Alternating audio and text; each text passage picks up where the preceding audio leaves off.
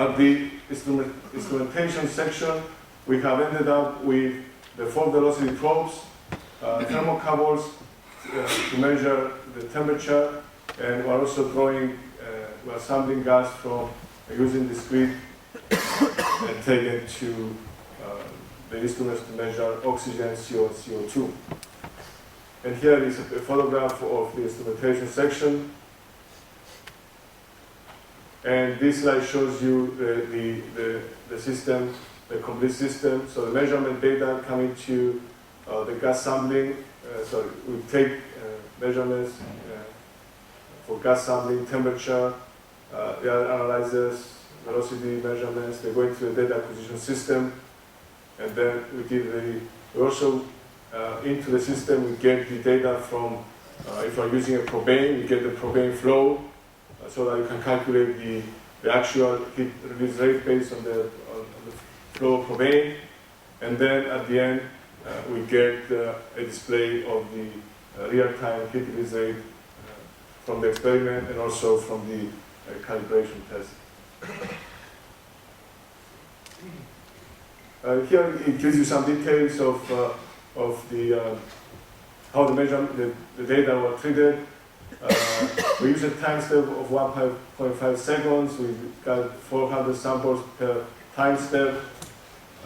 We were having 6 temperature measurements, which were averaged, and of course all the signals are converted to their proper parameters. Velocities are averaged, and we have 4 velocity probes, so we're taking the average of those velocity probes and then average them over 10 time steps, that is over 15 seconds. We remove every negative velocity values. We have to consider time delays because to measure the gas analyzers are located outside the chamber, so you have to consider that time delay so that all the data were synchronized. And here is the picture of the monitor that shows that's the lab view monitor, so you can see the heat release rate and you can see different measurements shown there. And we have also added some warnings when we have temperatures that exceed certain limits. So in terms of calibration tests, once the system was in place, we used propane to do experiments to see how the system will behave under different scenarios, such as heat release rates and fan speeds. So what we see here, the square graph is a theoretical heat release rate of propane, and then the other graph is the actual heat release rate as measured by our system. We'll also measure the total heat release rate of the experiment, okay, so that we can compare that as well with the theoretical one. We found that in order to get accurate values, we had to consider a factor in order to calibrate the data. So from these experiments, we're actually able to determine this calibration factor, and you can see here how the curves coincide with the theoretical values when the factor was considered. This picture shows the photos of the experiments. Here is a heptane fire. On this side, we have the propane burners, which are shown here. And in total, we did 14 propane and 3 heptane fire experiments. Here are the propane experiments. In terms of fire size, we went from 1 megawatt to 10 megawatts, different fire speeds and durations. In terms of the heptane, we did 3 experiments, again, with a theoretical heat release rate of 4.8 megawatts. We also did an experiment where we used both the propane burners and the heptane fire in order to see the extent of the heat release rate that we can measure. Okay, I described this earlier about the calibration factor. We found that this factor of 0.75 gave us very good values for most of the fire scenarios that we considered. here you can see that there is a time delay in terms of what we see on the screen and what's happening down at the lab.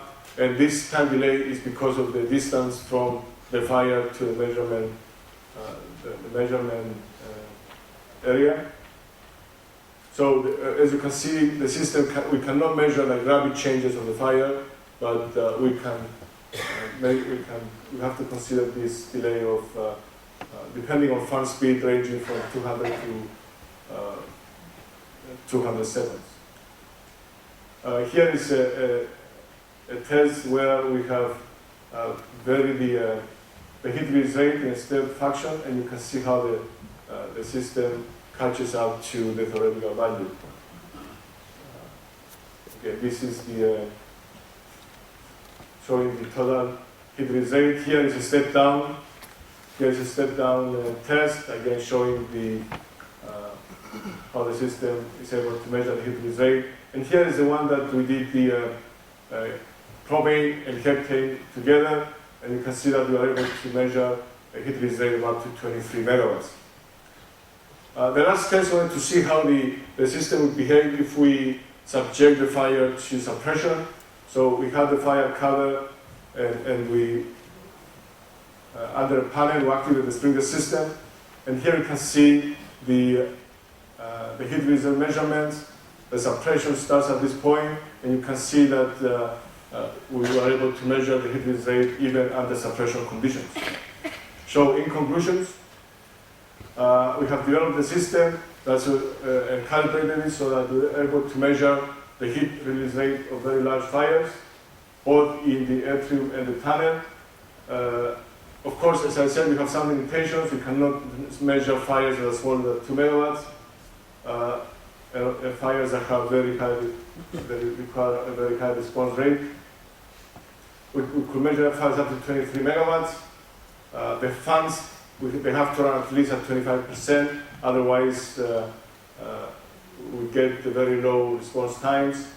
And the total heat release rate was very accurate even for the smaller fires. And we have also shown that we can use the system when the fires are subjected to suppression. And this concludes my presentation. Any questions?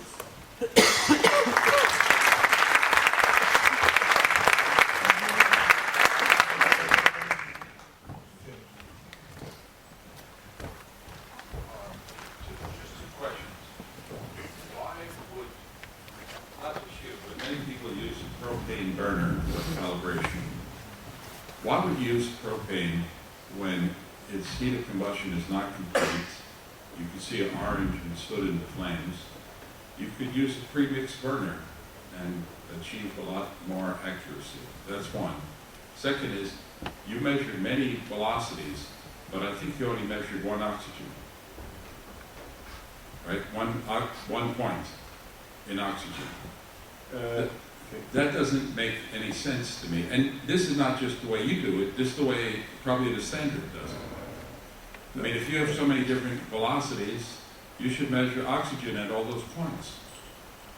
No, actually, I started the last question. For oxygen, we have an H pipe into the channel, into the output channel, and it's with hose. And it's trying to average. Yeah, so we actually throw in air from all these points. Yeah, but even that, if you should really know oxygen at each point you have velocity, if there's a variation, because you want the integration of it. Well, as I've shown earlier, the results of the CFD model that show that for oxygen we have very, very good profiles. So that's why the CFD model should show that, the measurements should show. Well, when we did the test, just forget about oxygen. Just go back to simple, keep it simple. All of these devices use propane or something like that to calibrate. Why use propane when it's a diffusion flame? It may not be complete combustion. You could use a pre-mixed flame, and it's a much better calibration method than the use of propane diffusion flame. Why? Well, for this size of fires, we have the vendors that we can only use what we have. Okay, so this is the best way we have. I understand that, but you know in the calibration, that's, Yes. that's, I mean, as I said, this is the best way we could be able to produce that size of fires in the tank.